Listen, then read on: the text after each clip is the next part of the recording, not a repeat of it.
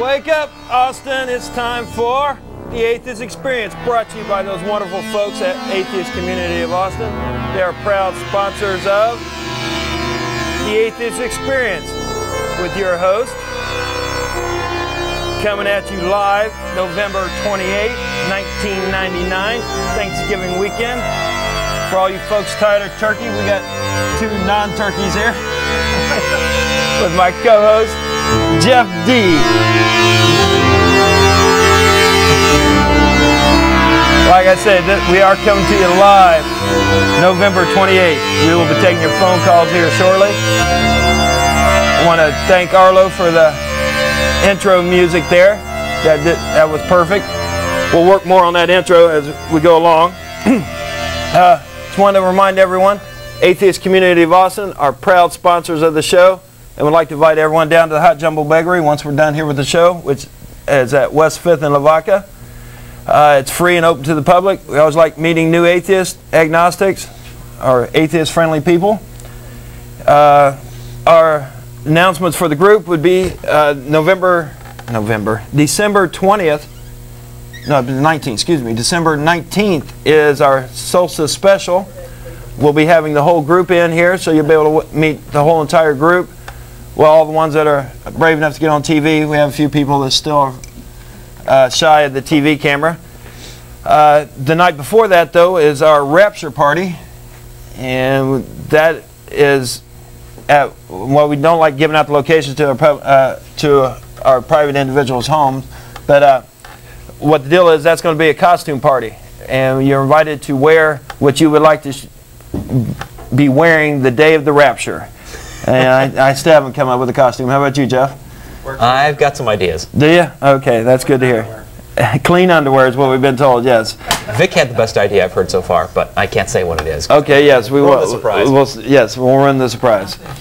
I can't think of any other announcements for the group. How about you? Okay. We had a lot going on in the news here, and you want to go with that news first? Or you want to go back to the Chronicle, the old news first? However you want to do it. Yeah, let's start by going back to last week's Chronicle. Those of you who saw this around town, I'm sorry, I really should have brought this up last week. There's a story called Love Thy Neighbor. As Hyde Park Baptist Church pushes westward, residents wonder if historic neighborhood can survive $18 million expansion. It's this huge article about Hyde Park Baptist Church and their commitment to expand according to some vision or message from God that they claim that they've received, and they're taking over the neighborhood, and it's not good as far as many of the locals are concerned.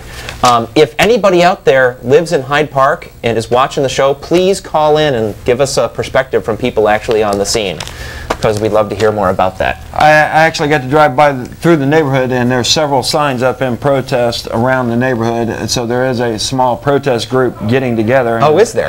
That's great. If anyone in the group would like to contact us and let us know what the opposition We'll put you on the air. Yeah, we'd like to hear some of the opposition, or we'd like to hear from Hyde Park. We know the Hyde Park groups that are trying to oppose this expansion are not atheist groups. They're not opposed to it because it's a church. They're opposed to it because it's destroying their community, and we respect that. Okay, so yeah, apparently they've already got a huge parking lot, most of which isn't used. It's like the top level of their parking lot is used as like a basketball court and things. They've got a giant parking lot that never gets full, and they want to expand on top of that. So it's just I didn't get a chance to drive by the actual church itself. I was in the neighborhood, and I didn't stay there long.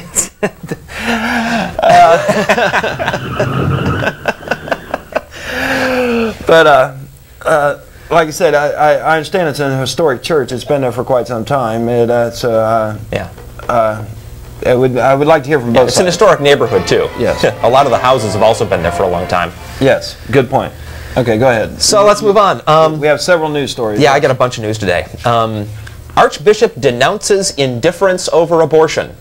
Cardinal John O'Connor has announced an alleged indifference of a large number of American citizens regarding the lack of respect for life. How can it be, wrote the Cardinal, that grown men and women, highly educated, can put millions and millions of unborn babies to death, not because they're not real, but because they have not yet left their mother's womb? But if the real issue is real babies in mothers' wombs, then what's the deal with the Catholic Church's opposition to condoms? The fact is that it's not existing life that the Church is concerned about, but potential life, and the idea that we have some kind of obligation to turn all cells which could potentially become new adults into new adults is just ridiculous.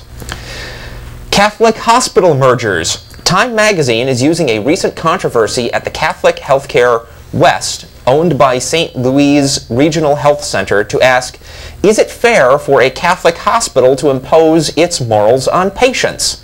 Since taking ownership of the Gilroy, California-based hospital earlier this year, Catholic Healthcare West has required the hospital to adhere to the Catholic Church's ethical and religious directives, curtailing abortion and a variety of other reproductive services, such as sterilization and distribution of condoms and so on.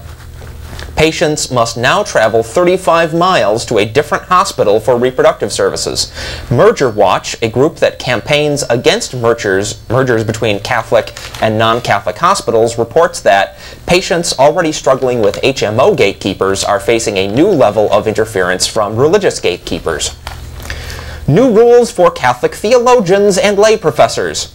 The nation's Roman Catholic bishops met for the last time this century and established unprecedented controls over who speaks for Catholicism in the United States. And a devout Catholic. Say again? Say that again, Arlo? And a devout Catholic. Yeah. From university professors to talk show hosts.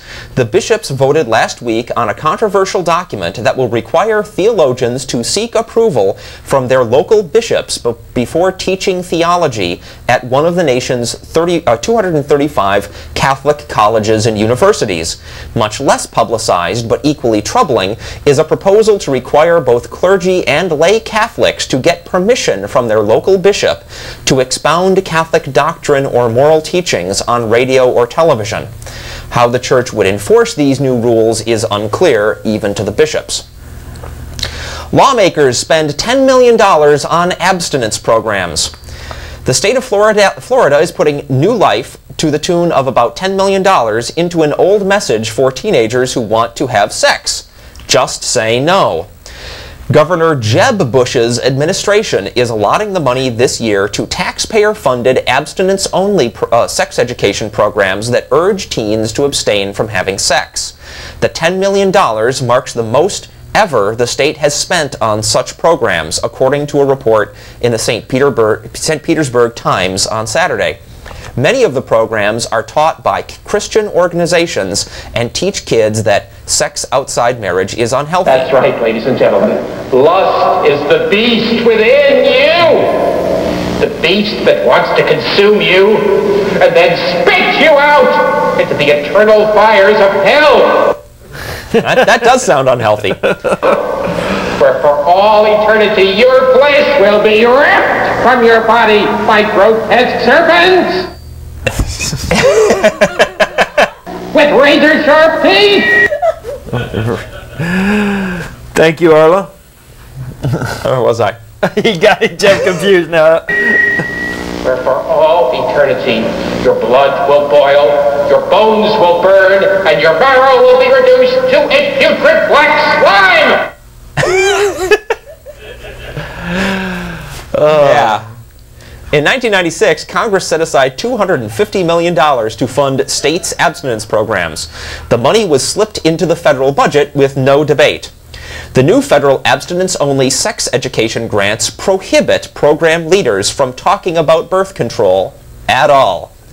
Safe sex programs traditionally taught in schools and health departments are still in place and are still being taught alongside the new programs. Hopefully, we're priming kids to save something for the most important relationship in their lives, said Amy Stevens, a spokeswoman for Focus on the Family, a Christian group based in Colorado Springs, Colorado.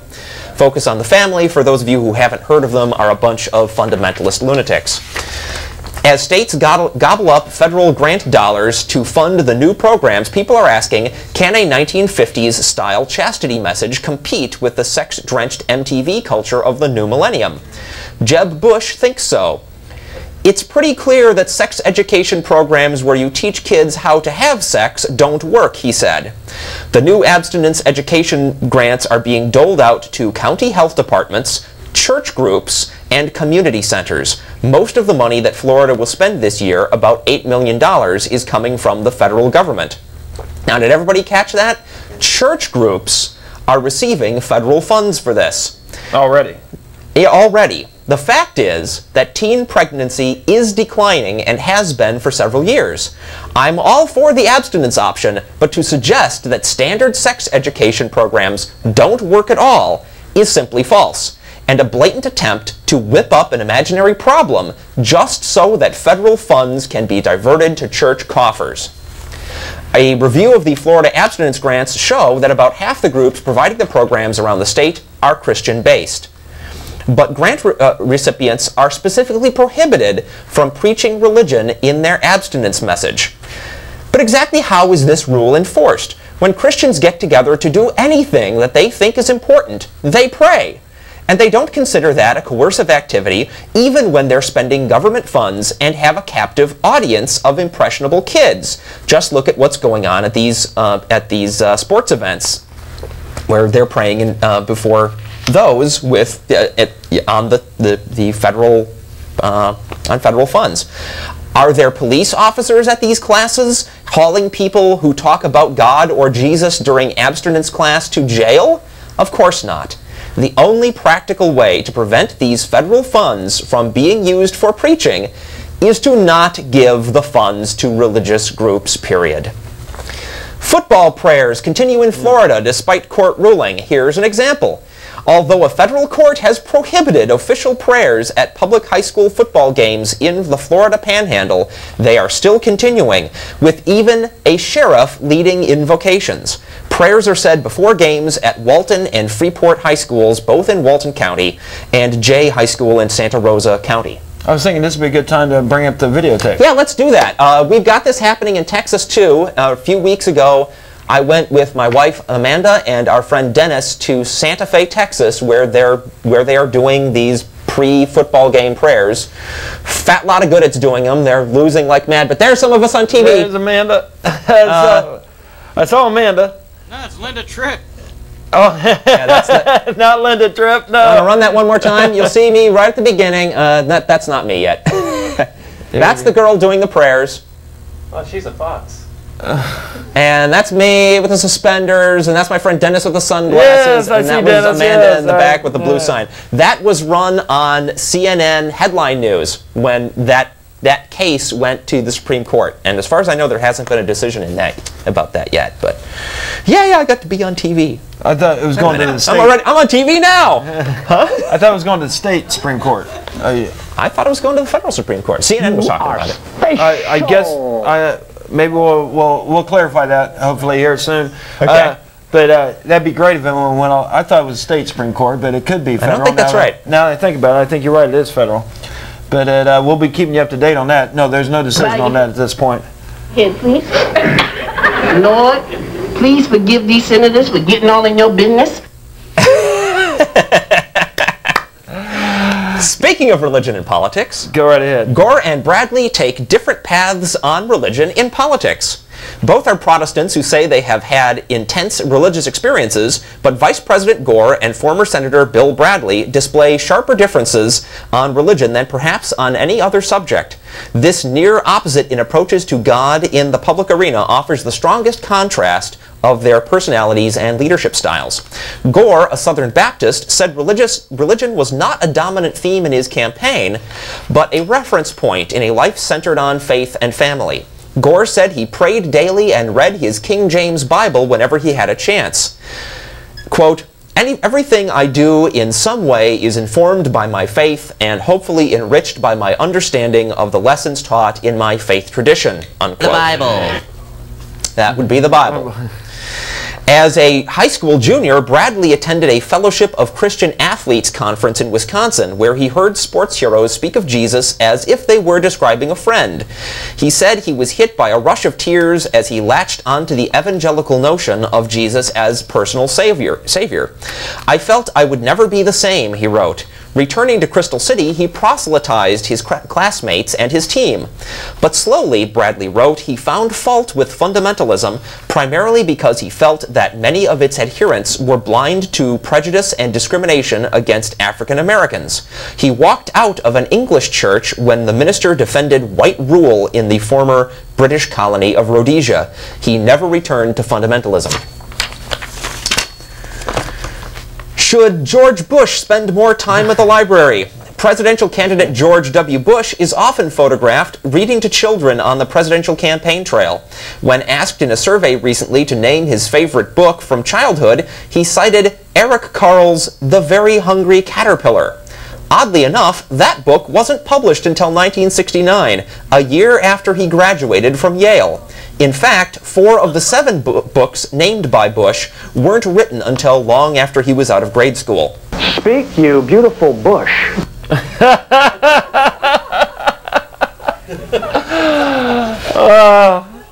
Caught me off guard with that one, Arlo. Yes. You are the wind beneath my right-wing politics. Good one, Arlo. Buchanan speaks at Christian school. Presidential hopeful Pat Buchanan said last week that violence in public schools is due to a lack of religion in classrooms. What a surprise. During a speech at Central Arkansas Christian School, Buchanan told the 800 junior high and high school students that their school is ideal. God should never have been taken out of the public schools of America, said Buchanan. No word yet on what Buchanan thinks was the cause of the recent shootings at churches. Name changes. To circumvent stereotypes, some churches are dropping the Southern Baptist affiliation from their names, revealing their theological ties only after they get a chance to make a good first impression on prospective members. Critics say the practice alienates ready-made constituencies and implies shame about their heritage. California's Southern Baptists are keeping their name, rejecting a measure to drop the word Southern. Conservatives seem to think that the image of Southern Baptists is positive. The name, quote, brings to mind the persona of a conservative, Bible-believing, mission-minded, concerned individual, said Pastor Wiley Drake.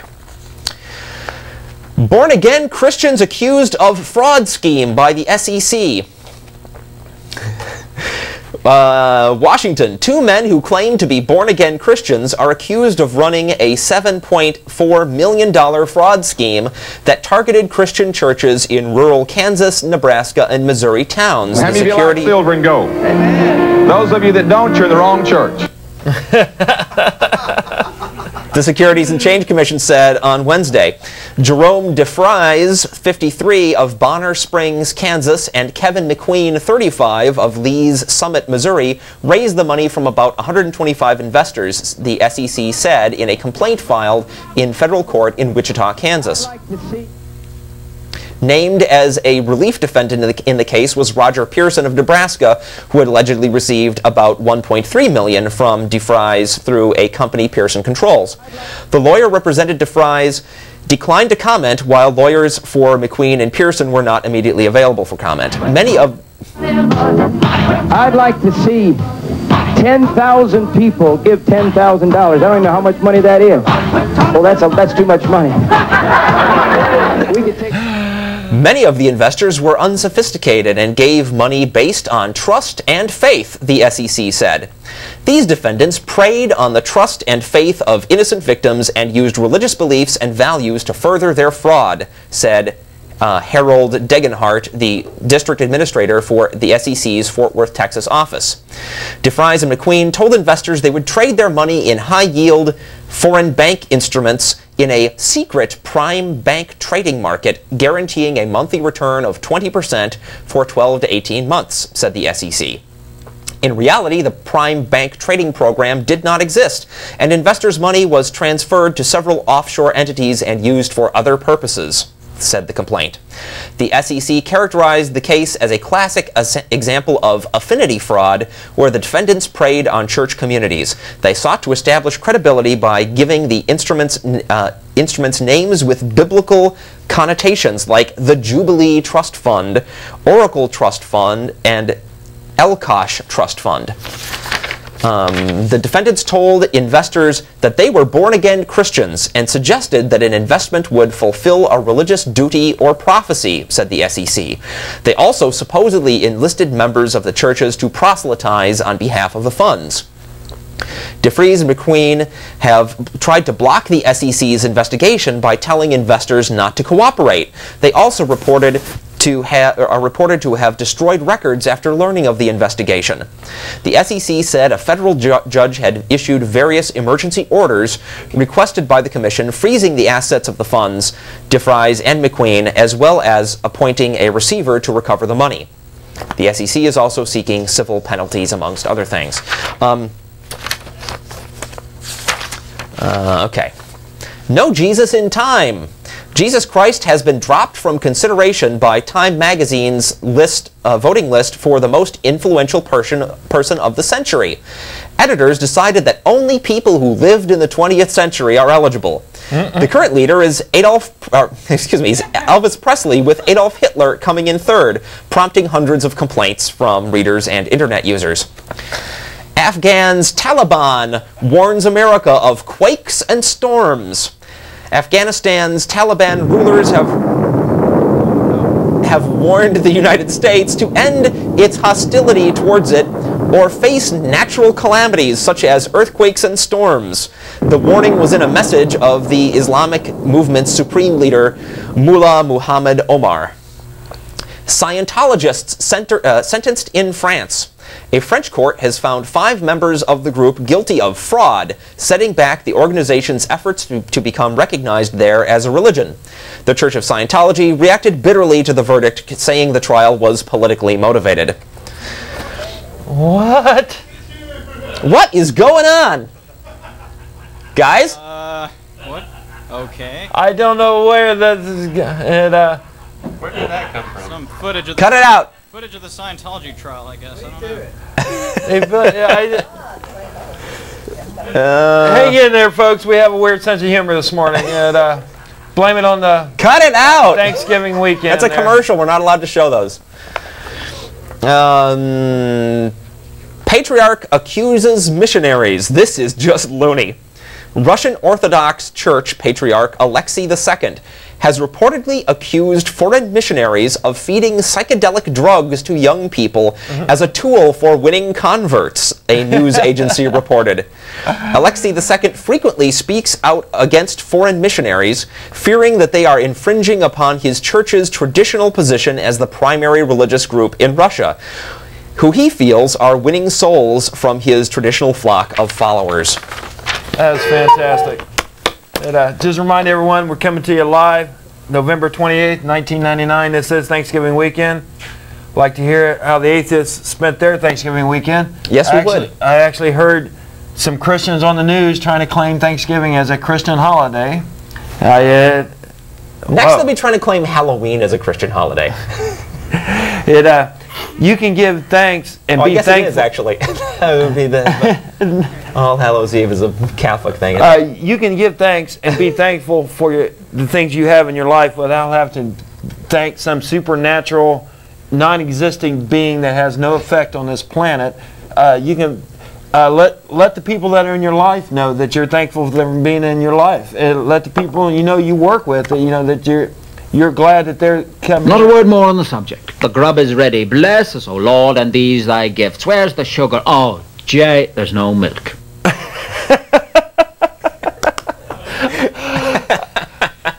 Arlo's catching me off guard with those, man. Way to go. Awesome. On a roll today. And you can be thankful for all the football we had this weekend, too. I sat around, watched a lot of football, and ate a lot of pumpkin pie. And it was a good weekend for me. I was going over this article here for Hyde Park, and they was talking to this gentleman here, and I want to make sure he gets Rob Morris, coordinator of the Mainstream Missouri Baptist. a group that works to combat the fundamentalist incursions into the Missouri Baptist Convention.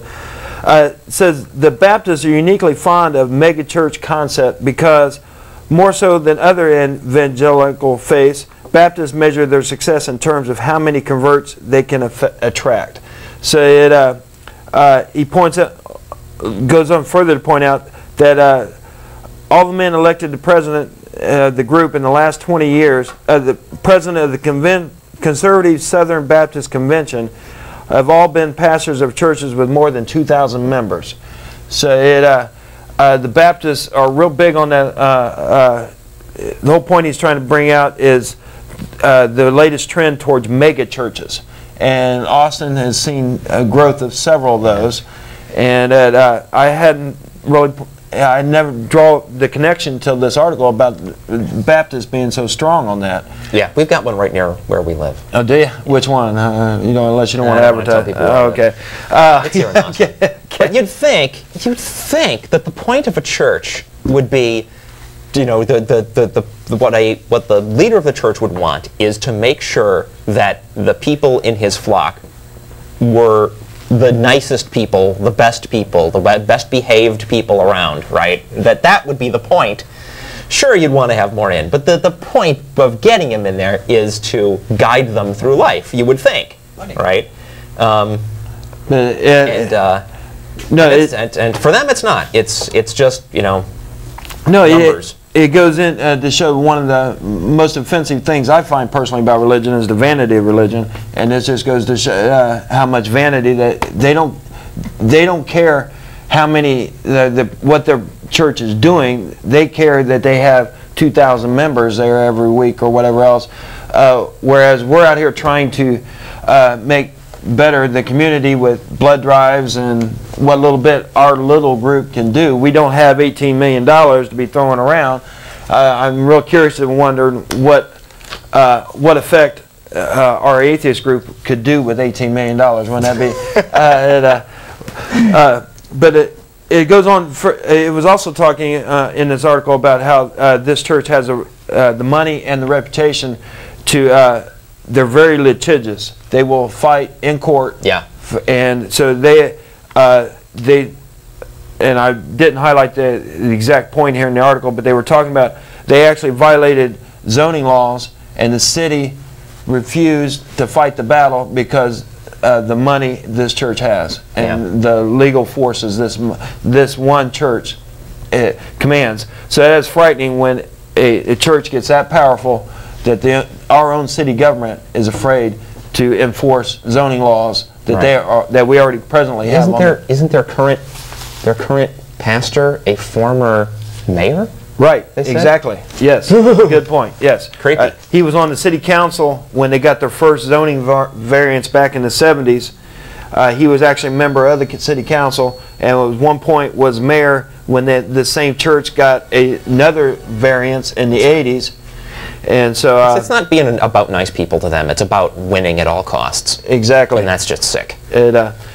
If we have anybody in the audience who lives in Hyde Park, and we're getting some feedback in here, by the way, over the microphones. Yeah, I'm messing with that. I'm trying to work that out. Okay. Sorry. If there's anybody watching the show this morning who lives in Hyde Park, we'd really like to get some feedback about what it's like out there. We'll go to the phones in a bit. Okay, just to remind everyone. Want more feedback? No, we do. Yes, we'll give us more feedback. No, you're doing a great job, Arlo. I'm just having fun with you.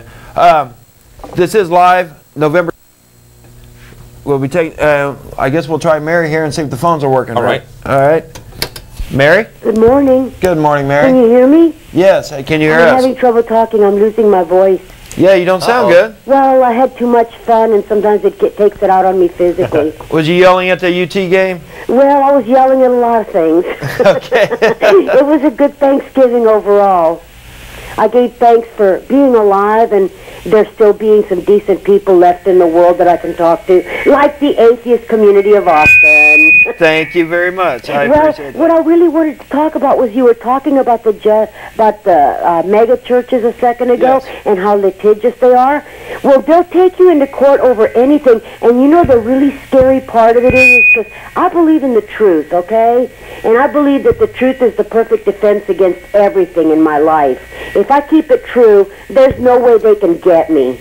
But, like you speak truth to power, okay? But the thing that bothers me is, like if you go to church, and I'm worried about the Supreme Court decision on prayer in school, because the judges are so, I don't know what's a good word to call them other than like just plain old corrupt, that they will side with the religious people in the case just to make themselves look like they're good people, okay? And it's very rarely the right decision. Like Hyde Park is eating up that neighborhood. I had to move out of that neighborhood because of Hyde Park neighbors. They suck to live around, and they're pushing everybody out that doesn't think like them. When did you move out of there? It was in 1983, I believe. In 83, yeah, okay? Yeah, because this has been going on for a while. Well, they had a choker rapist there a few years before that in that neighborhood. I didn't know that. I think the problem with the sound is that the speaker here in the studio is too loud. The monitor. Yeah, but my voice might not be helping very much. Oh, no. Go ahead, Mary. Continue. Okay, they'll push everybody out till the neighborhood is just as homogenized as they want it to be, where people will be obedient to anything they wanted to do. Because what they're trying to do there is they're trying to turn that neighborhood into a parking lot for that church, all right? But my understanding is that most of the people that go to that church don't live in Hyde Park. No, the greater majority of them do. But there are a lot of people in that neighborhood that back up that church, okay? Okay. Don't forget about that part. There's always a minority. There's always another side to the story. Sure. And they're real hard to live with. If you live right next to them. I lived right behind a family that went to that church, and they made my life miserable. I couldn't even be. I'm just a happy pagan, okay? Sometimes I talk too loud. Sometimes I laugh too loud. Sometimes I have too much fun, and they get mad at me over every little thing I did until I just said, well, you know what? Your neighborhood's not worth it. Kiss my ass. Goodbye. I'm out of here. Well, I just want to clarify something, Mary. According to the Chronicle article, 55% of their members come from northwest Austin, another 30% from the southwest quadrant, so that's 85% of their people are not from that neighborhood. No. According to this article. That's true, but I had the miserable luck to move behind a family that went to that church. Oh, okay. Okay? And that, I guess that kind of distorted my perception because it was so immediate. But still, what they're trying to do is turn that whole neighborhood into a parking lot for that church. Yeah, and they're only going to use it one day a week. Yep. But there's people in the neighborhood that are living there that are on their side, and they're keeping the problem going in the neighborhood, okay? They're keeping the people in the neighborhood. They're like sorting the people out, the people that they want there and the people that they don't want there. Because it's a big thing. They're going to do it. They're going to own that part of town. And it's all going to be a big church for all the people from the expensive apartments in West Austin. And it's just so phony. And religious people, they need to take a chill pill and take a good look at what they've become, okay? I appreciate your input. Thank you. You have a great week, Mary. Bye. All right, let's go on down to Bart. Good morning. Good morning, Ray. Good morning, Jeff. They said Bart. This is Mark. Yeah. I recognize your voice. That's a member of our group, Mark. And he's going to be, thanks for reminding me, he's going to be our guest speaker in our lecture series next month, right? That's right. And, but go ahead, you had a comment? Yeah, Jeff, you mentioned this sheriff from which state? Florida? Florida. Who is doing the invocations? Yeah. Yeah. Well, what I'm learning, I'm reading the Article 6 of the Constitution here, and if you'd allow me to read just one short paragraph from it, it says here, the senators and representatives, before mentioned, and the members of the several state legislatures, and all executive and judicial officers, both of the United States and of the several states, shall be bound by oath or affirmation to support this Constitution. Right. Good point. But no religious test shall ever be required as a qualification to any office of public trust, under the United States. Yeah. And what I'm wondering is if that fellow is an executive officer of of a state, and whether I don't know whether a sheriff counts as that. I'm not sure about that. It's creepy one way or the other. Whether it's outright illegal, who knows? But and that's just a question of his personal participation in it. It's clearly a violation of the Constitution to have that pre-game prayer happening in the first place. In violation of a federal court order. Yeah. Yeah, I agree. Well, I just wanted to point out that that paragraph in the Constitution. Well, the scary part about it is there's several, I've read in the paper where there's several schools in several counties that have already said that they've signed resolutions that say they're going to continue. That's right. Last week we did a story on a school in California that the principal said, we're going to go right ahead and do this in spite of the fact that it's against the Constitution, because we don't recognize the Constitution, we recognize the will of the people, which is a complete misunderstanding of our nation's government. Well, it would be interesting to ask that sheriff whether he was aware of this paragraph in the Constitution and whether he ever took any such oath, and whether he thinks that his actions are in conflict with this paragraph and the oath that he might have taken. We do have government by the people in the United States, but what we do not have is mob rule.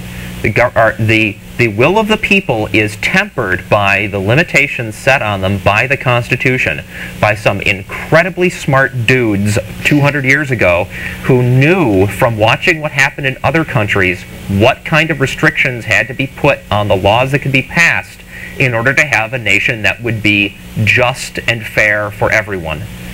Okay, and well, thank you very much, you guys. I'm with you. I just want to remind everyone again that Mark here is going to be our guest speaker, and you want to give a quick highlight or a title or something to your lecture? I'm going to focus on how simple and natural the concepts of science are, how to make predictions of science, and I'll run through an example or two of how to construct a very simple theory, and hopefully point out what the meaning of the predictions really is and what they aren't. Yeah, and how a theory actually leads you to new predictions, whereas creationism is not a theory because it doesn't lead you anywhere. Yeah, I'll try and point out how doing certain kinds of tests, well, there are predictions of science that you can make based on that, and there are cases that come up where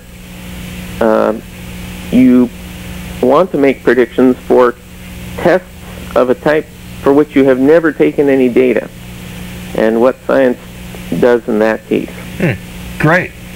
I'm definitely looking forward to one. Just remind everyone that'll be at Furs at North Cross Mall next Sunday. And you have a great week, Mark. Okay, thanks. We'll see you down at the bagel shop.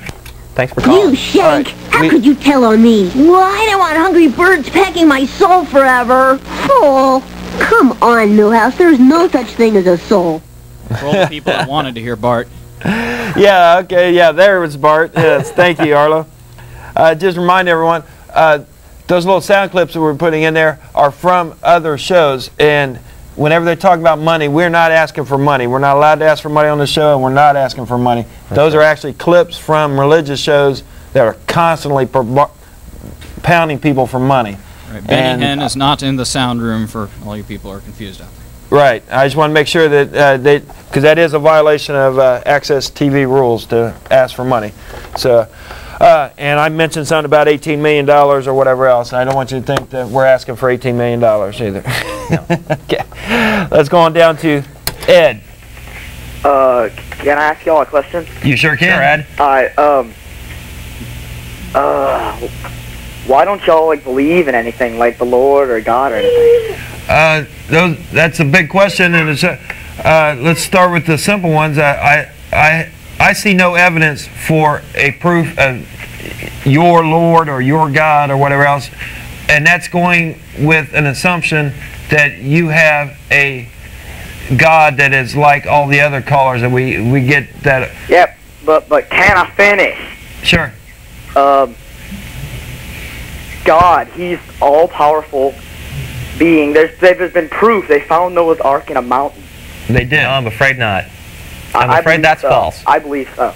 It doesn't matter what you believe. The fact is that You have your beliefs, I have mine. The fact is that trumped up documentary that ran on TV where they waved around a piece of wood that was supposed to be a hunk of the actual ark, the guy that made that piece of wood, that made that false piece of ark by taking a hunk of railroad tie and soaking it in various things in his kitchen, including teriyaki sauce, and then handing it to the producers of the show with a made-up story about how he went to Mount Ararat and found this. They just swallowed it hook, line, and sinker and claimed that it was real. How it's do you know all that's made true? up. Huh? How do you know that's true? Because the guy that made the piece of ark, who fabricated it, came forward and admitted it. And that's been in the news. We also have one is named Mitchell, the astronaut that went to the moon, that went to Mount Ararat 3 different times. He's now dead. He died without ever.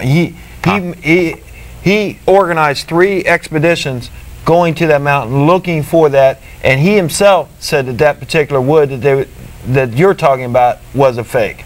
So we have several other people that saw the evidence themselves, and that are a lot more reputable, are saying that it's a fake. There has been religious things that they have found. Like what? Like they found, man, what were they called? These scriptures in like a cave. Like you're talking about the Dead Sea Scrolls. Yeah, the Dead Sea Scrolls. Nobody is claiming that the Bible isn't compiled from books that were written down a long time ago. Finding some more copies of that is irrelevant.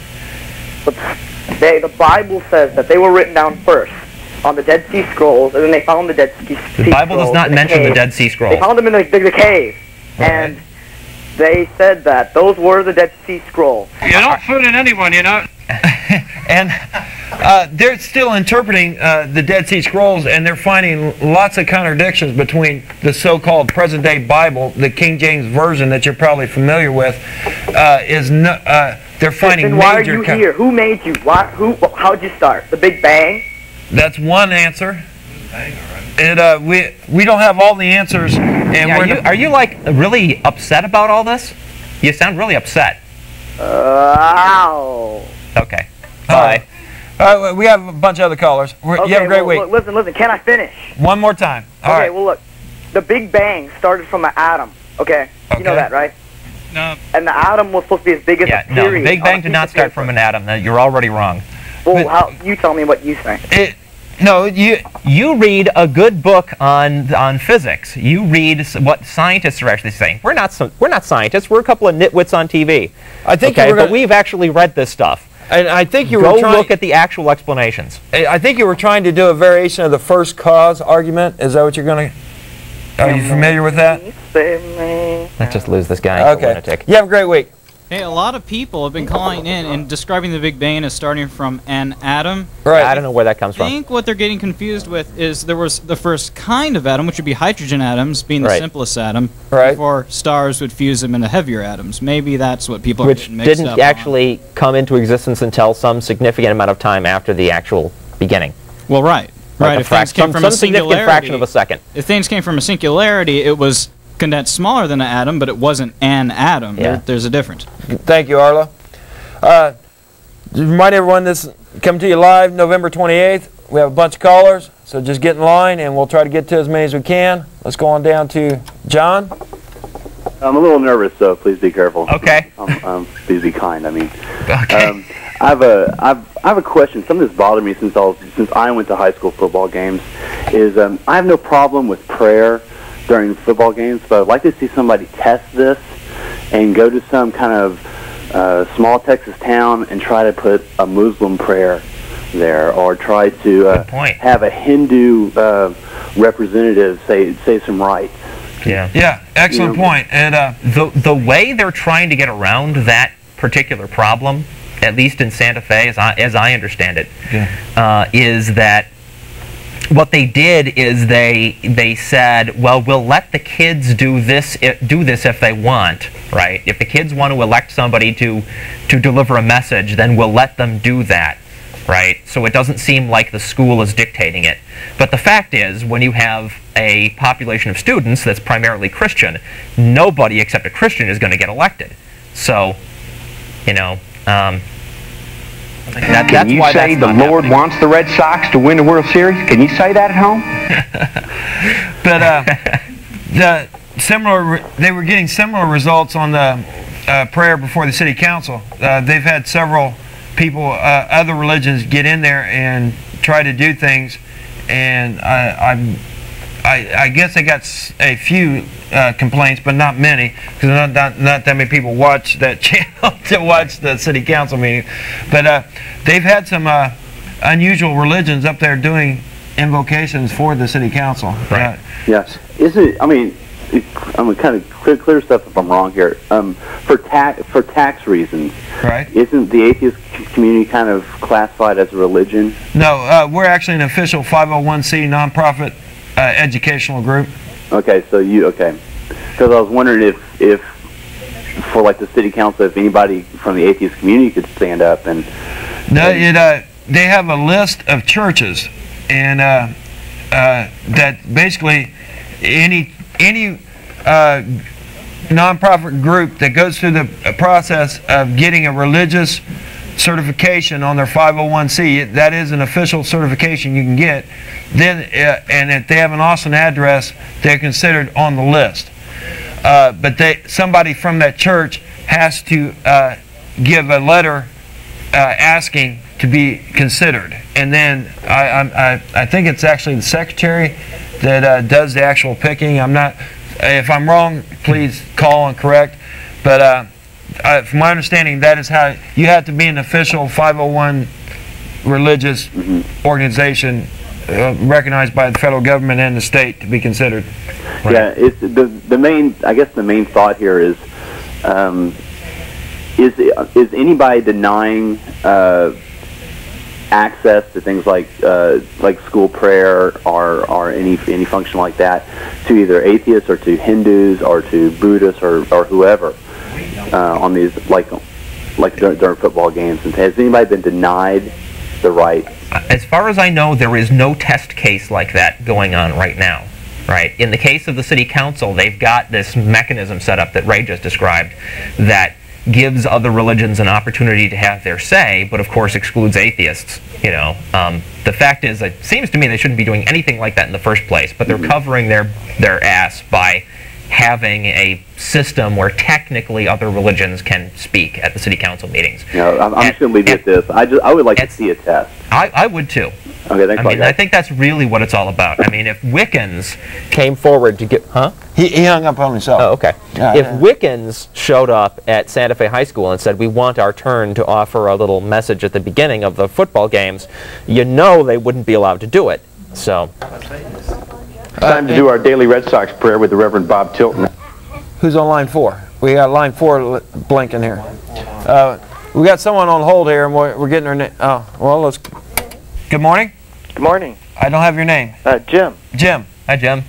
Hey, I was just listening to that the gentleman who was talking about Noah's Ark. Yeah. Did you see that article about the Black Sea recently? Yeah. I didn't. And maybe our viewers didn't either, so fill us in. Well, I just remember it said something about they had some proof of the flood, and they found some kind of, what is it, freshwater fossils or something? As I understand it, no, I should rephrase. I didn't actually see it myself, but I've heard what it was all about. As I understand it, what they found is that at some point there was a much smaller freshwater lake on the site that is now the entire Black Sea, and that there was a large influx of water, salt water, at some point that filled that whole area. Right. Right. But it still doesn't any way prove a worldwide flood. That's certainly right. We have plenty of evidence for flooding all over the world, but we have no evidence whatsoever to prove a worldwide flood, let alone a flood that was 40 foot high, and then what the Bible says at one point that it was 40. If I'm quoting the Bible wrong, 40 days and 40 nights. No, they also said it was 40 feet deep. Yeah. We have no evidence whatsoever of a worldwide flood, but we have plenty of evidence of regional flooding all over the world. Wasn't there like marine fossils found on some of the highest peaks? And that again is plate tectonics and just natural forces Can I give a piece of information about Yeah, that? and Arlo, our sound guy. Every year the mountains do raise a certain amount of centimeters, like around India. We can see mountains rising. Can you hear him, caller? Yes. Okay, go ahead, Arlo. Oh, y'all didn't hear me? We can just barely hear you out here. I think they Caller heard you. so I don't think I need to repeat. The caller, okay. I appreciate it. Yeah. Nobody is denying that there were floods. Of course there were. Right. Nobody is denying that there are marine fossils at high altitudes. Of course there are. What we're denying is that there was ever a single catastrophic worldwide flood that covered mountains up to that point. I mean, if people are going to argue that fish, first of all, you can't get a fossil in just you get 40 days of rain and then it goes away and then there's fossils left behind. It doesn't work that way. And second, if you're going to claim that those mountains were there all along and they got covered up with water, the only place to ever look for the Ark, if it wound up on the first peak of land that showed after the water started to recede, that would be at the top of Mount Everest, and people have been there and there's no Ark. So it's just all ridiculous. Speaking of fossils, sure. Do you believe in evolution, I assume? Very much so. How come there aren't any intermediate fossils? There are. There's plenty. And we're finding them. Just go down to the museum here at the UT, and they have plenty of. It all depends on what you define as an intermediate form.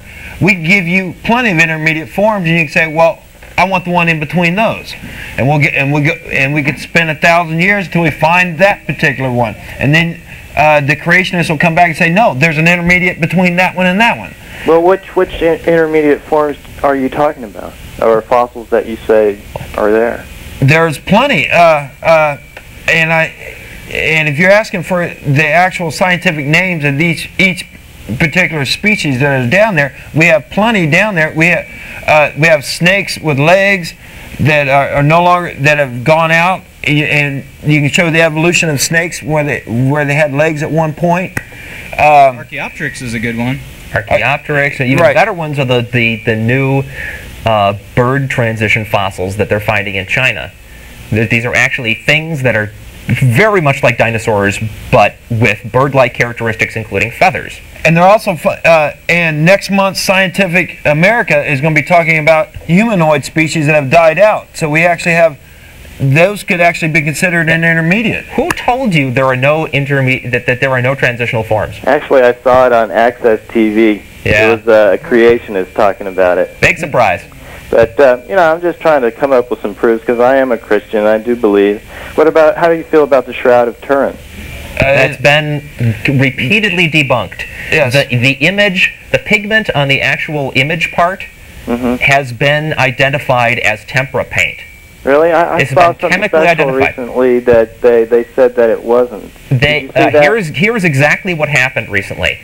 Over to the side from the image, like over near the edge of the cloth, there are some little dots of dark something. Okay, they tested those and found DNA in them. Okay, but that has nothing to do with the image itself. The image itself has been tested. It's tempera paint. There's another thing recently where they claim they found seeds from the ancient times in the fabric of the cloth. Irrelevant if the picture was painted on with paints, right? Who cares how old the cloth actually is? They said that it wasn't paint, that it was actually blood. That's a lie. And it was a secular program.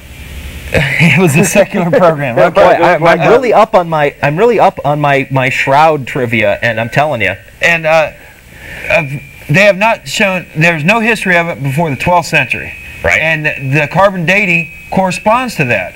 So all our proof and all our history and everything else points to a forged document, and I call it a document, a forged relic from the 12th century. Well, they say as far as the dating, there was some kind of bacteria or coating around it, and once they removed that, they got a more accurate... They would. You got to remember, it's in the interests of religious people to fabricate whatever claims they possibly can, right? The fact is, if the image was blood, they could have identified that. And again, it's just not. It goes back to the vanity of religion. I can't remember the family's name that first brought it into history, but it was a rich family, and they made money from it from the very beginning, showing that shroud. It was just a money-making fake from the very beginning. Well, as far as our sound guy had a point. Well, I was just going to say, doesn't the church admit that they received that about 500 years ago? I mean, where was it before that? You know, just sitting in that's what I'm saying. Garage, I guess. We have no history of it before the 12th century. Well, you know, the greatest proof is Jesus Christ himself. You know, what we're coming up on the year of 2000 years from what? Supposed birth of someone that never, in my opinion, it's a myth. It's a Jesus myth. We have no proof whatsoever that that person ever existed. Hail Messiah! I'm not the Messiah! I say you are Lord, and I should know I followed a few. So I'd like to hear your proof on how you would claim that Jesus existed. Well, I guess the historical fact that there were eyewitnesses who wrote about him. I mean, just like in history, it's hard to prove anything. I know of no eyewitnesses. Let me jump in. There weren't eyewitnesses. What about John? I've been researching that recently because a lot of people at my work have been telling me there's more. Someone claimed that there was more writing about Jesus in his time than there's more proof of Jesus than there is of George Washington. Well, I did some research, and any secular history you look up, it's about the earliest after his death. Even the earliest ones were 30 years after his death. Why is that? Why did no one write about him when he was still alive? And then we also have... Because he was still alive, they didn't need to write about him. Oh. I don't have the list in front of me right now because there are a lot of Greek names and Roman names that I have a hard time pronouncing. We have documented history from 30 different historians that lived supposedly in Jesus' time, and none of them mentioned the guy. The only claims is what's his name? Josephus. Josephus, and those have been shown as being inserted around the 9th century, wasn't it? I don't know the exact date, but the quote in Josephus, who was a Jewish scholar, who now documents show that this section where he talks about this guy Jesus who performed miracles. The problem is that there are earlier works about Christian history that refer to Josephus and don't talk about that passage. That passage is not mentioned until much later, when a bishop who was on the record saying that it's okay to lie to convince other people to become Christians. He's the first guy that cited that. Well, that's a man talking. That's a bishop, and sure, a lot of Christians there's good and bad Christians like anyone else. Well, if a bad Christian stuck lines into a translation of Josephus that weren't there before, then you can't use that as evidence. Whether he's a Christian or not, it doesn't matter. It's a forgery. I'm just saying that there's been a lot of atrocities made by men who claim to be Christians. That's not the issue. The point is that if that passage in Josephus is a forgery, then you can't use it as evidence of Christ. Right. And that is the closest thing to an outside source verifying the existence of Jesus from that time. Well, don't other religions, they say Jesus is a prophet and what have you, so... You know, they're not Christians, but they say Jesus did walk the earth and did exist. Yeah, but those religions, I mean, who are you talking about in particular? Well, I mean, a lot of them are just a lot... Or is it the Muslims who say he's just a prophet? And right, but they also don't claim any miracles or anything else? But the fact that they say he existed shows that he was there, right? No. What is in the best interest? Okay, you're a Muslim preacher, right, in the Middle East, and you're trying to make your flock grow big. Now, what is in your best interest? Completely denying the religious figures of other religions, or claiming, oh yeah, but you don't quite really understand him. He's really one of ours. And that happens over and over again. Look at the number of holidays that have been co-opted by Christianity over the ages. Yeah, but look at Tacitus in Oregon. All right. It's been pointed out that fake relics were extremely common all through history. And as a matter of fact, we have historical evidence of supposed Christians giving tours the first after supposedly their Christ died, and it was illegal for them to even be out there. They were taking money from tourists to show them spots that supposedly his birth and crucifixion and everything else. It was just a myth from the very start, and a money-making myth at that. Have you ever heard of Dr. Maurice Rawlings, a cardiologist? Not offhand, no. No, name doesn't ring a bell to me either. Sorry. I'm kind of changing the subject here, Okay. but he was a cardiologist, and he was an atheist, and he's had several patients who had died, had clinical death. He would resuscitate them and come back. And a lot of times people always talk about seeing the light, and it's a wonderful experience. But as a cardiologist, he saw a lot of people who actually experienced hell. Right. And they had a bad experience. Well, the problem, and if he was a neurologist, he would know that what those people were seeing, this has been already discovered by neurologists, scientists that actually study the brain, that those kinds of images that people see are common among people that are dying. It's neurological. It's the brain shutting down. They see hell. It's a neurological experience. Why do some people see the light and a good experience? People imagine during that experience. People imagine what they have been led to expect to see. And well, that's incorrect, because he said that some of the patients that came back to talk about a hell experience, they weren't Christians, they were Buddhists, you had Hindus, and they had this hell experience that they were not taught. My understanding, you run into further problems when you actually try to define the so-called moment of death. If you're bringing them back from the dead, my claim is they were never dead. Right, you're not dead until you're dead. Return where rigor mortis sets in, but that's what clinical death. He said that we're allowed to resuscitate them and bring them back. You would not get other scientists to agree with it, because that's the same fallacy that they had when they supposedly weighed the soul of all these people at the moment of death. Science was not able to replicate that, so it's not a true scientific experience, because they cannot exactly define the exact moment of death. The only reason we're talking about souls at all is because primitive people that didn't understand the biology underlying life and what made the difference between an alive person and a dead person made up this idea of a soul. And so it's just baggage from ancient mythology. There is no such thing as a soul. There is no outside supernatural force needed to make a person alive. It's entirely made up, and all this nonsense about, you've got to do this or that in order that your soul after you die will go to a good place is just ridiculous. And just remind everyone, we are coming at you live November 28th. We are taking your phone calls live. Or do we have? Okay, gentlemen, thank you for allowing me to make some points. Okay, you have a great week. Thanks for calling.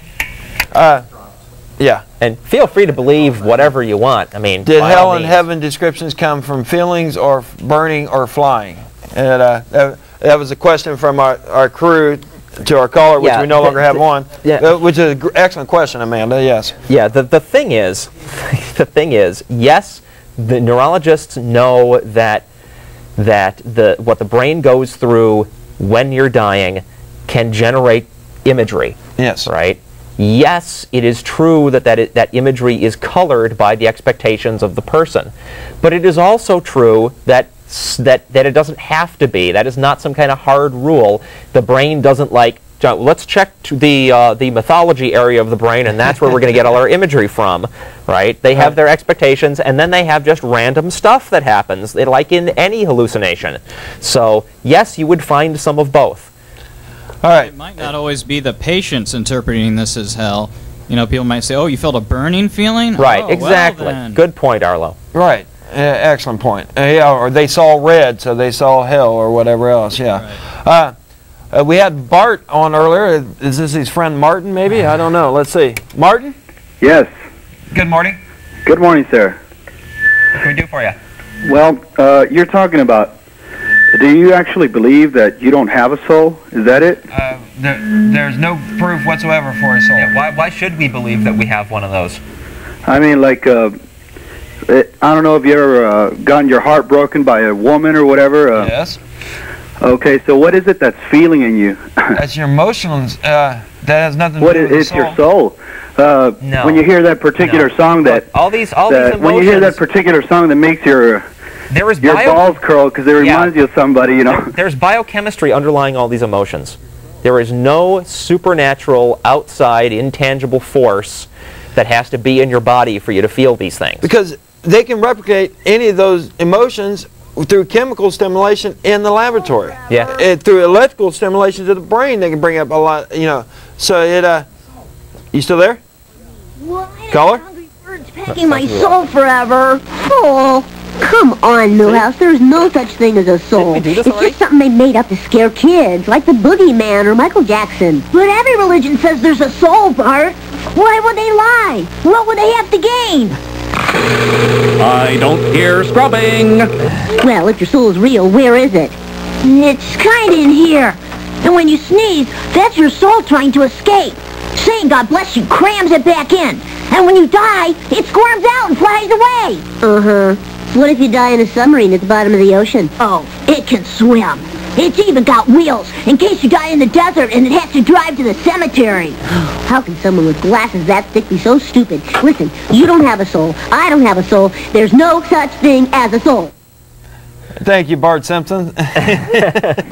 Said it quite well, yes. And that's, by the way, folks, that's good news, okay? Yes. Because the whole idea that you've got this intangible, special something in you that's going to survive death and might go to a bad place is the entire reason that it's the entire basis on which religions manipulate people into being good little doggies, okay? If you don't have a soul, your life is your own, your choices are your own, it's your responsibility, you get to do what you want. Which does not mean go out and be some kind... I don't know what that is. We have someone's soul. Yes.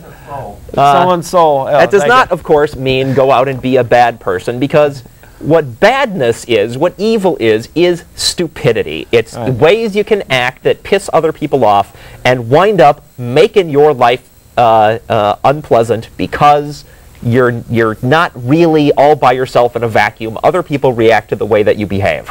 Right. So your rewards or consequences will be served up today, right here, right now. If you're not a jerk, you have a decent chance of having a reasonably nice life.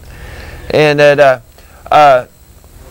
that color and other colors is right. You know, when you look at a beautiful sunrise, you know, majestic sunrise, how can you not think of God?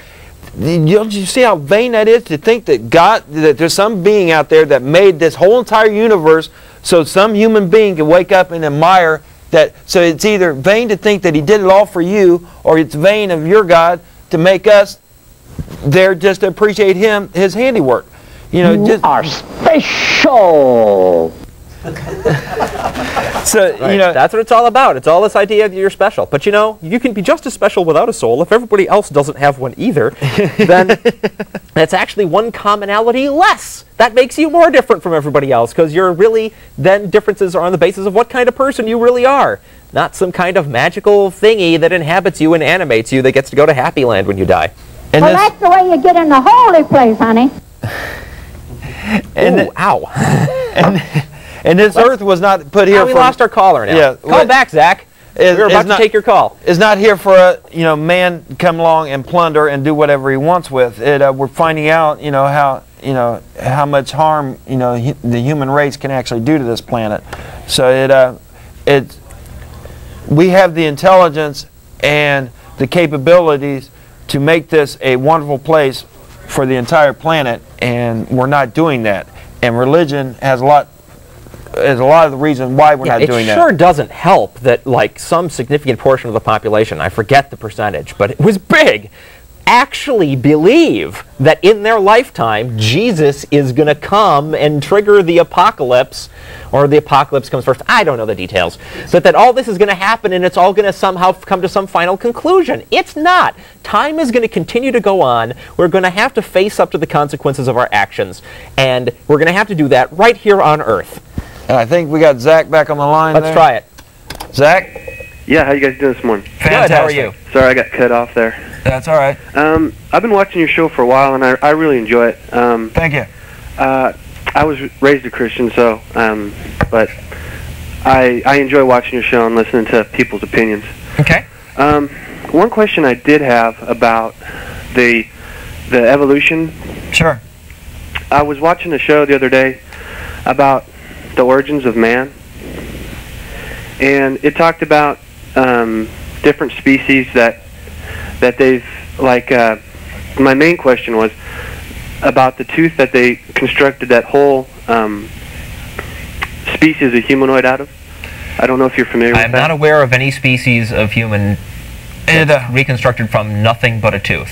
Well, I'm sorry I can't quote the show that I saw it on, but it was really surprising to me that we have that Time magazine in our library, and it shows, I think, the exact thing. And they not only had a tooth.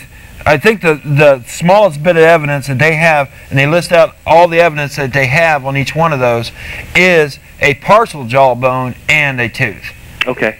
So that is, I'll concede that much to you, because I think I understand. I think I know the direction you're going. But go ahead. Yeah, I may have been mistaken on just the tooth. I apologize. But it is a humanoid species with a small bit of evidence.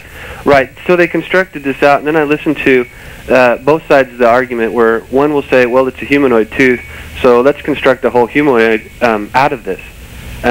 Depict it in Time magazine with feet and arms and legs and everything. Well, then I listen to the other side where they say, well, it's a pig's tooth. So the Christian side will say, oh, it's actually just an old pig's tooth, and the. But what evidence do they give for? Because the scientist is given the age of the tooth, the strata that it was found in.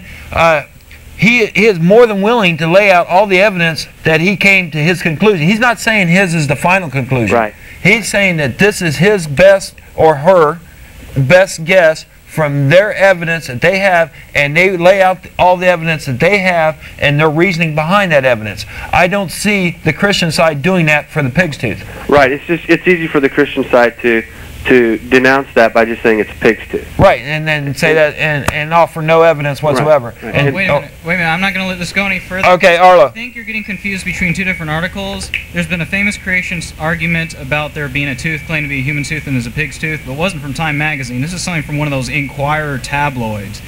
And they were taking that, making fun of it. And no one's supposed to take those things seriously, if I'm correct. Okay. Oh no, I didn't read it in Inquirer. I don't read that. Sorry. Okay, but no, we have in our ACA library, we have that Time magazine. I gave it to the library that lists out all the humanoid species that we've found and all the fragment evidence that they have, and there's.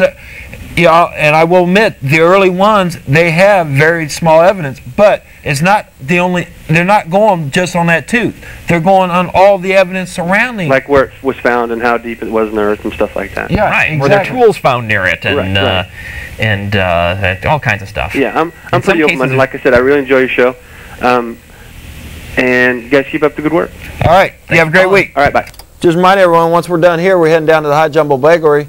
And once we're down there, we're beyond the discussion of whether or not there's a God or anything. That fish tooth, that pig tooth, Glenn Bow in Glen Rose, Texas, who is a fake PhD creationist, he built a human skeleton from a fish tooth. And then when he was debunked, it was really funny. It was the wrong kind of tooth. No scientist has ever built a tooth from a skeleton from a tooth. They've always had more bones. The only one that used a tooth was one of the fake PhD creationists from one of those diploma mills. And he runs his little creation institute in Glen Rose, Texas. That's where it came from. Okay, thank you. But if you want to meet some more intelligent people and hear more opinions on this, or see what our library is, what we have in our library, you're more welcome to come on down. Only paid members of our group are allowed to check out stuff from our library, but we have quite a library of videos and magazines and books, and there's quite a lot of information there. Let's go on down to West here. West. Hey, how you doing? Fantastic. Look, they had a show on biography, the 100 most influential people. Do you happen to see that? I was channel surfing and saw bits and pieces of that, yes. Yeah, well, the several things about the show relates to the religious culture. One being that almost every one of the 100 most influential people in history were nonconformists. A lot of them were religious, like Martin Luther. Right. Most people are conformists. Most people need to be conformist. It'd be hard to have a human society if the majority was not conformist, because you couldn't have everybody saying, "Look, here's what we need to do." Most people have to get in line and conform to have a group, and the religious organizations take advantage of that fact. Most people need to conform to feel good about themselves, to feel secure, and to feel like they're a member of the group. And the religious, organizations, organized churches, they take advantage of this. And if you're a nonconformist, you're sort of out there on the edge, all by yourself. But that's part of the reason why we founded this group, to let people know that there are other atheists out there. Right. And believe me, it's difficult to keep a group together that's full of nonconformists.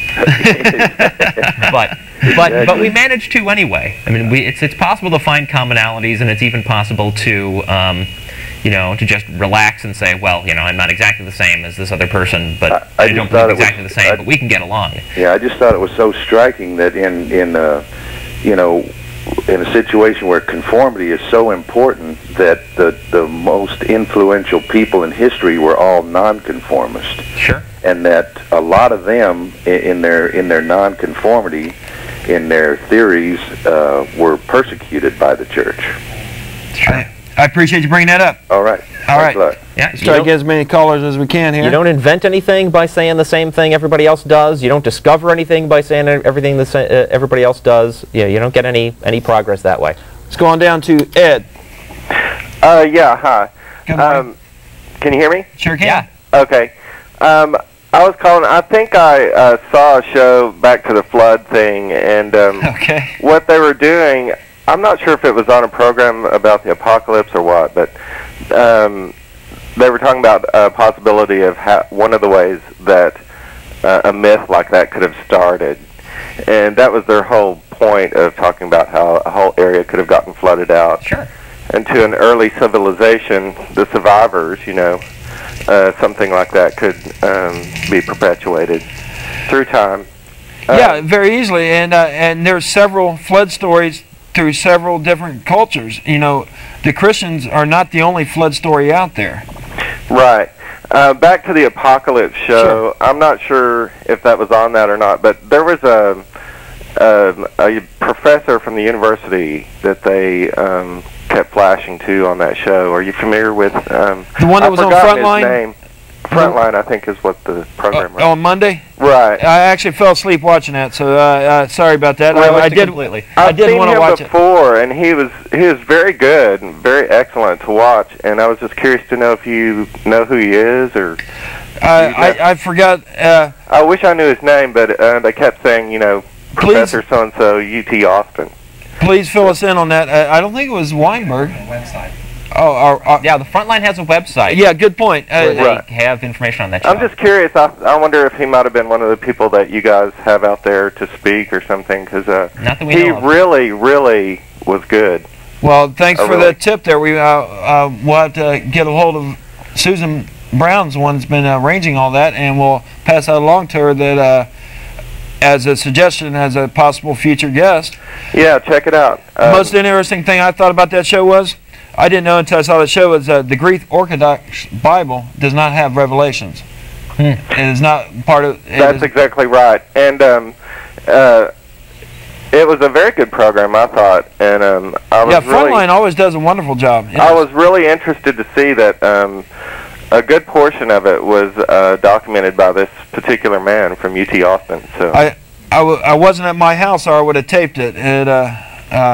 I was at my girlfriend's house, and like I said, fell asleep watching it. All right, well, I'll let you go. I just wanted to bring that up. Thank you. I didn't see that show, but I did go to their website. And did you? The most interesting thing to me was... Hang on, John. We'll get right to you. They had a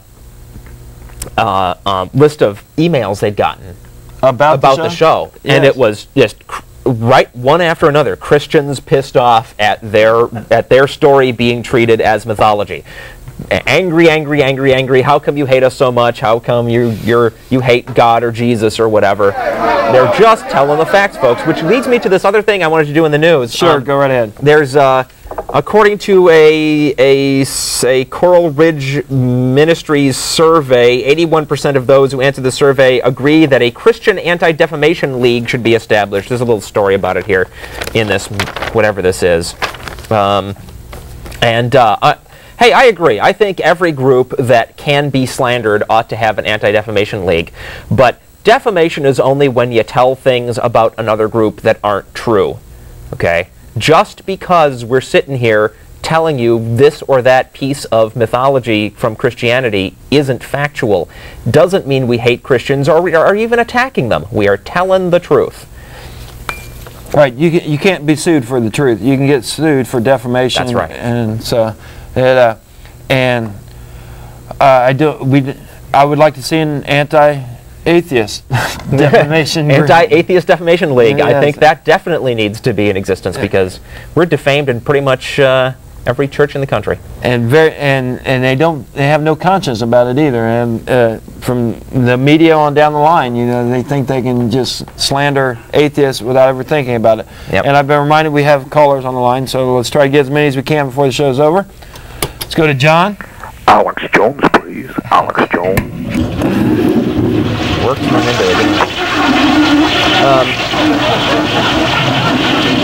On this, great timing, Arlo. Great timing. A lot of calls we got today. People asked about Big Bang and evolution and all and life and souls and all this stuff. Great issue of Scientific American just came out. The December 1999 issue. It's on the topic of what will science know in the year 2050. It's top scientists in various fields talking about the current state of knowledge in those fields, what they don't actually know, and what the prospects are for filling in those gaps by the year 2050. And there's a thing in here on the unified field theory, talking about unifying all the forces in nature, which is important for figuring out the origins of the universe. There's an article in here about extending human lifespan, which talks about what life is, how it works, why it ends, what death is. It's all up-to-the-date information on what science is actually saying about these things right now, and I strongly recommend that those of you who have questions look for some kind of source like this to get the answers from scientists. Amanda did such a great job with that, writing that. I was going to stick read it. I'm going to put the sign on the. I was going to put the sign on camera. You don't have to get on camera. Just let me have the sign. I'm going to put the sign on camera. And thank you. She went to all the. So yeah, there you go. And okay, we'll get a close up on that, I guess. Yeah, and somebody get a close up on that. Yes, and turn that off. Yeah. See it. Just give you some idea what's going on here in the studio audience. My wonderful crew gives me wonderful suggestions like that, and I want her to. Okay, that's a very good point, Amanda. Let's go on down to George. Hey, how you guys doing? Excellent. Yeah, all that stuff you're showing there is just a shortcut to thinking. A shortcut to thinking. Oh, okay. Oh. Yeah. All right. Thank you, George.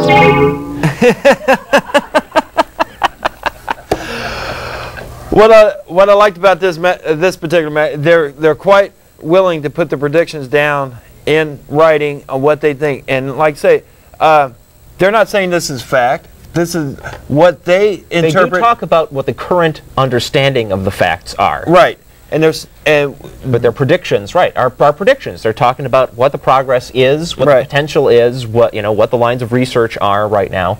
And they also explain why they think that way. And a lot of times the religious people just throw ideas out there because they were told that. Yeah. And without ever researching. Or I had it I got it in a dream or in a vision.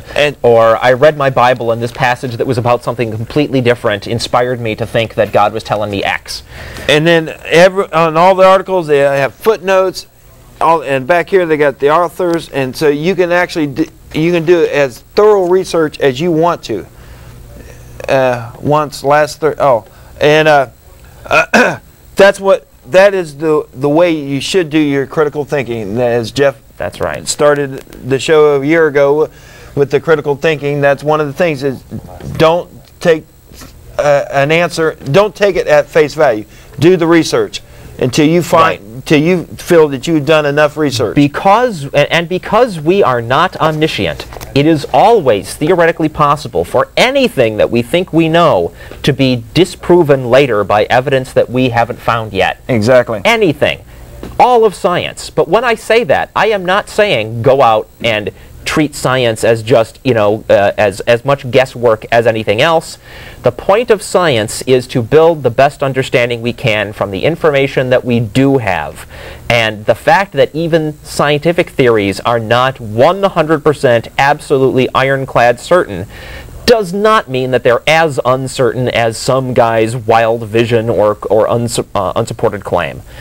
It's not about certainty. The people that try to offer you certainty are trying to manipulate you. There is no such thing as absolute certainty about anything. All right, we got only a couple minutes left here, and I got several calls here. We're trying to get the names down here, and we have Barry. Morning, gentlemen. All right, quickly. Hi, Barry. Okay, this is quick. The Pope. Right. He just gave himself some more power. How's that? I didn't see that. Yeah, I read it in the newspaper last week or the week before. He, instead of making someone a saint, there has to be two miracles proven. Right. He just reduced it to one miracle. You're kidding. Oh, yeah. They're trying to get Mother Teresa. Is that not itself a miracle? I think it's miraculous, yes. There was something... Go ahead, Arlo. I just want to say, didn't it used to be 4, and then they brought it to 2? It was 4. They brought it down to 3. 3, I think, 150 years ago at Vatican II, and then they brought it down to 2, and now I hear that it's down. And I saw this article, and it's down to 1. And they can only do this one more time. That'll be 0. No miracles. Good point. I know you got other calls. I just figured you'd get a kick out of that. Yes, you did. I did read have something. a good day. Thanks for your input. Just have a moment. I did read something about a conflict in the Catholic Church. There is this one guy, I don't have a name, I didn't bring the story in with me, who is considered the liberal candidate for Pope after our current one. And he went on the record saying, we really ought to have more democracy in Catholicism. We ought to have more power sharing, and we ought to start backing away from this Pope is infallible and gets to say everything kind of notion. And the current Pope has slammed him for that. That's going to be interesting to see what happens, yes. Yep. All right, let's try to get Ray. Hi, how you doing? Real good. Yeah, well, I'm just calling you guys to basically, there's a couple things that I don't understand. Okay, ask. I personally am a Christian. I believe in Jesus Christ. And I understand that you guys don't believe in him, and you have all your views that, to point to why you don't believe in him. Okay. The one thing that I don't understand is that, when you guys go out to prove a point, you say scientists and we and so forth. Anybody in the world can say scientists, and when you say all of the scientists, because I heard you say that a little while ago, right. Everybody can say that. And just like me, I can say, well, the Christian scientists can prove this, but I have no names and I have no facts. Right. Anybody can say scientists. That's a very good... Oh, please let me... Okay, go ahead. That's a very good point. Well, the thing to do is go out, find out what standard science is as opposed to Christian science, think about how valid the different approaches are, and then see what the people practicing those different disciplines are coming up with. Okay? That's what we've done. We trust science because we understand it.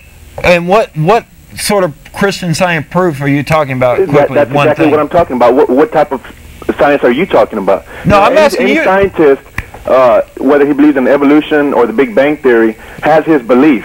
Because we've had scientists come in and talk to our group on our lecture series. Science is not just a belief. Science is an approach to gathering knowledge and figuring out what is really going on. But all it's a systematic way of doing that, huh?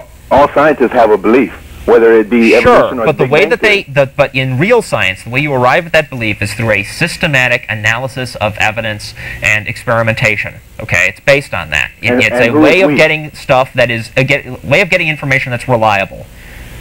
I would have to disagree with you. Okay, you're free to do that. Let's go on to the next call. Hey. Sure. Quickly. When somebody disagrees with you and makes a point, you don't have to cut them off. But we're running out of time. We have 2 minutes left, and we have one more caller. Okay, well, I'm getting ready to go to church anyways, but I'm going to be praying for you guys' soul. Yeah, we haven't got one of those, so don't waste your time. I don't know if I have time for George or not. Well, George, last call. Hey, thanks for having me. You guys hung up on me a while ago, but it was... Sorry about that. Well, I thought you were done. My experience is science consists of physical and chronological proof. I'm sorry, George. I'm going to have to cut you off again. Arlo had something he wants to do here. You guys on next. I want to talk to you guys again. Every Sunday morning, 9 till 10:30 on this channel. Call us next week. You have a great week. Sorry about that, George. Arlo? I just thought I'd be ready to do the closing there. I'm sorry. No, I thought you had 30 seconds you wanted before the music. That's what I thought was going to happen then. Well, that's what I was trying to do. It's the love thing. Oh.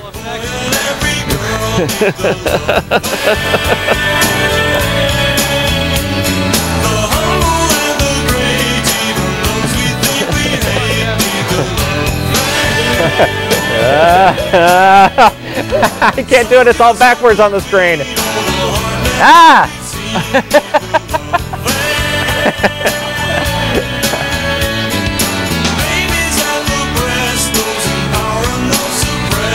From ACA. We'll send out the love from ACA. Bye, folks. Thanks for watching. The wonderful crew. I appreciate you guys. There's our post office box. We will take letters from our viewers. We'd love to hear from you. And please, educate yourselves. We can only tell you so much. I'm an artist. Ray here is a videographer. Right? We know what we've read.